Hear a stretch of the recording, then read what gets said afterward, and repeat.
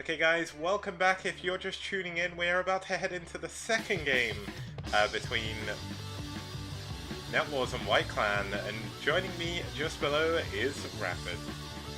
That's right. I'm glad we figured out which clans are playing here. Yeah. It is actually a very, very exciting finals. I would say that I didn't expect them to start this way, No. but Kogut is just one of the strongest players on their roster, so for him to go for a strategy that doesn't leverage a lot of his talent, really, really risky. Perfect defense by Famasi, just really stops him cold in his tracks, and we already have a very fast start to this series. Now, I mean, it's still a best of 7, right? Anything could happen, but that's definitely not the way you want to start out against White Clan. Yeah, certainly not giving them trying to think of the right way to phrase this, but when you give them an edge, they will not let go of it.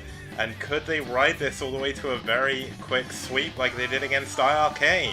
I mean, hopefully not, and we're going to have a couple of players here that may turn the tide of the matchup for NetWars. Because if we have a look, we do actually have Bonyth fighting for NetWars here. Now, Bonyth, a very, very strong Protoss player, arguably one of the strongest foreign players of all time, really dominating the scene through 2015 to 2017. Did take a little bit of a break recently to become a Heroes of Might and Magic 3 streamer, but he is back, he is strong once again. He's currently 2 for 0 this round, and he'll be up against Ho, one of White Clan's stronger Zergs. He's currently 5 for 1 in this round, and he is looking for blood. Yeah, I can't wait to watch Bonyth play. Always a pleasure. So incredibly talented. I mean, Ho is no joke either. He's 5-1 this season, so like, I mean, really, what more do you want from this guy? He's a super talented Zerg player, and I really want to see how Bonyth handles him. Yeah, so we're going to be moving on to Flight-Dreamliner here. Now, I know someone in chat last time said it was Zergliner, but this is a very, very cool map. We've had 6 CVPs so far. It's been 3 for 3 for Protoss and Zerg, so perfectly tied balance-wise in the STPL. Mains are very, very close to each other by air, so we could see Reaver play very quickly. Corsair play very likely, as Mutalisks are a very strong option here for Zergs. And it should be a very, very fun game here in the second game of the series. It's going to be Bonyth versus Ho, NetWars versus White Clan. It's the round 2 playoff finals, game 2. Let's get going with the game.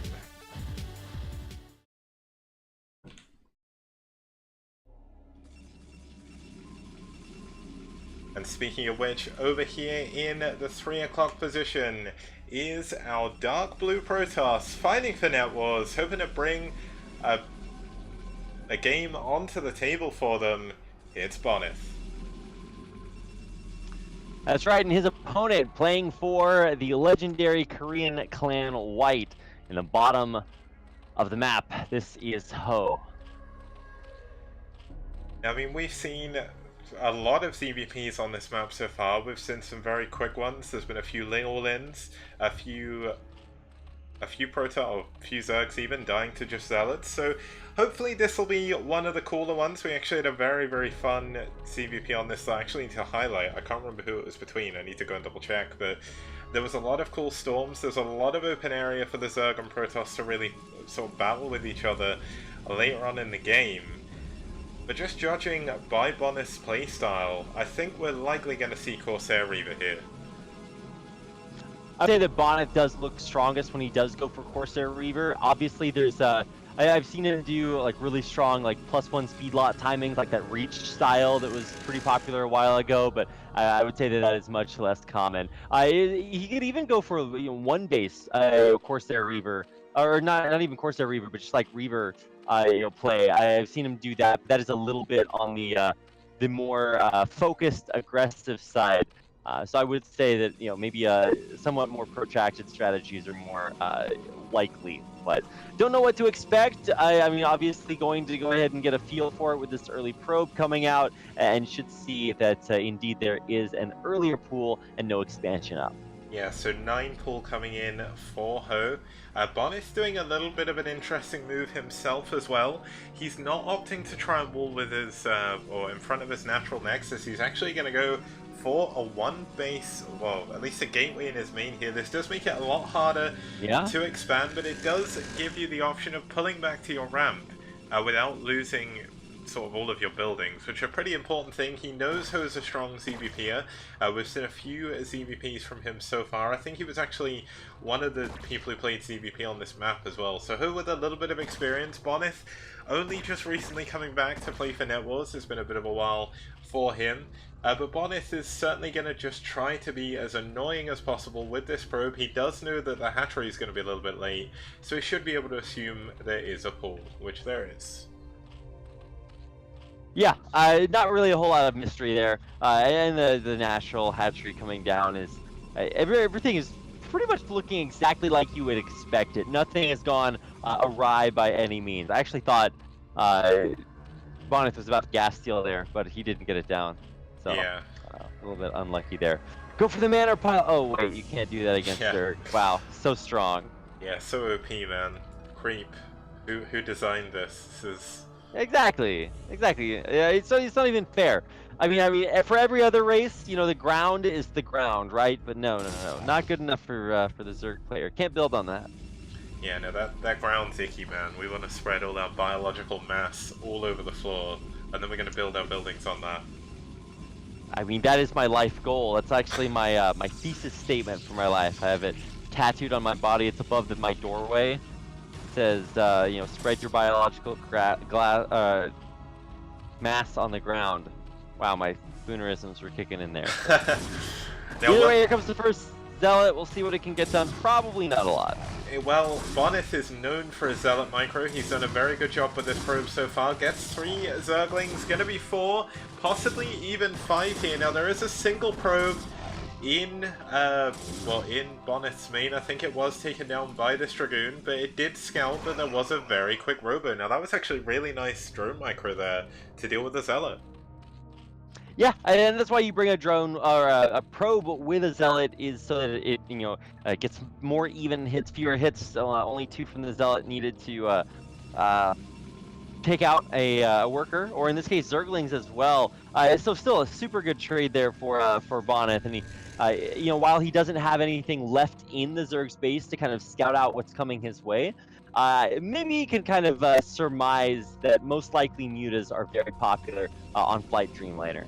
Yeah, now one thing I'm really hoping we don't see a repeat of is there was an ASL game last season where we saw the Protoss player go, I think it was Mini versus, I can't remember who it was, but it was on Sparkle, it may have even been a PvP, and like Mini got Reaver with a shuttle, didn't have speed, and then flew it over and it died. I mean, I'm really hoping we're not going to see that here. Now, it looks like Bonyth is going to be able to hold his ramp for a little bit. He's building, well, he's built his robotic support bay here, so it's going to be kind of interesting to see exactly how this is going to play out. I mean, we see a creep colony coming in the main for Ho, so he's not building a spire immediately, only just now getting that started. So is Bonyth going to be able to get his first Reaver out in enough time to do some damage?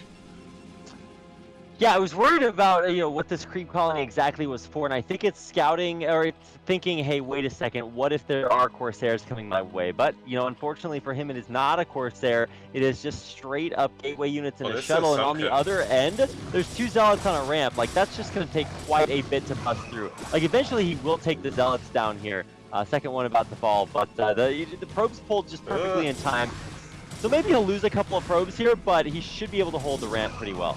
Yeah, the trouble is, though, he's dropped into a sunken colony. He made that into a sunken rather than a spore. And I mean, that's a lot of lost time for Bonyth. I mean, Bonyth's ramp has been busted. He's going to have to use this Reaver defensively, but it picks it up before it gets a shot off. Well, he didn't have any Scarabs in it. It just popped off, so or popped out. So, wow, Scarab doesn't even kill a Zergling. Wow, yeah. Buff Protoss, please. But yeah, I think this is actually almost critical damage. Now, sure, granted, this Reaver could actually just kill all the Zerglings, and I mean, that's what you want to have happen, but he's using it offensively, saying, hey, I should be able to hold it home. He does have 2 Zealots, and 2 Zealots can kill a lot of Zerglings, but they need to be on the ramp, and they're not. They're trying to just, like, save this you know, mineral line. Yeah, now the thing is, the Sunken is going to be very strong. Now, Reavers do outrange Sunkens, but you can see all of the Zerglings back over have been taken down. He does have a single Zealot. Looks like it may go down, but Ho is going to lose all of his drones. Oh, he's trying to kill the eggs, actually, to stop the mutas from going out. And one Oh, more this is scarab will actually close. get both of these eggs. He's going to get both eggs and a ton of drones. Oh my god, this Reaver is MVP. It is, but the Zergling's still alive in the main of Bonyth. This is do or die. Bonyth is not going to have any minerals to actually make any scarabs in a second. And there is going to be a Mutalisk and a Scourge, which is going to take down the shuttle. Yeah, the mutas do finally pop out. So even though the shuttle does go down, I mean, the Reaver is still going to be alive and annoying. You can actually target down the larva at the hatch, but he's so low on minerals at this point. He's got 4 more more drone, or what is that, Zerglings in his base, killing off all of his workers. And I think that's critical damage done by Ho. He can't actually, Bonyth has no units anymore. Yeah, Bonyth can only build a probe, but I hate to tell him. I mean, there's still a Reaver alive somehow. Ho does still have all of his drones, and GG! Yeah.